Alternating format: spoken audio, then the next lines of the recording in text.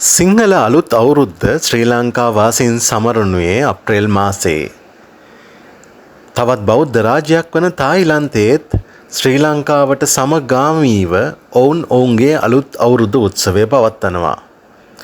ඔවුන් එය හඳුන්වන්නේ සොංක්‍රාන් උත්සවය ලෙස.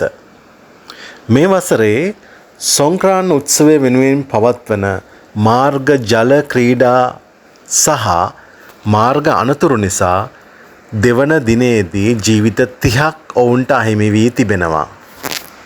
සොංක්‍රාන් උත්සවය ආරම්භ වූ පළමු දිනයේදී අහිමි වූ ජීවිත සංඛ්‍යාව 27ක්. මේ වසරේ බැංකොක් නගරයේ සොංක්‍රාන් උත්සවය වෙනුවෙන් ජල ක්‍රීඩා සඳහා සහභාගී වූ ජන සංඛ්‍යාව 3,60,000කට අධික බවට වාර්තා වෙනවා. එක තැන්වල ඇඩ්ස් දාන්නේ නැතිව ඔබේ දැන්වීම් හරි තැනක නොමිලේ පළ කරගන්න කැමතිද?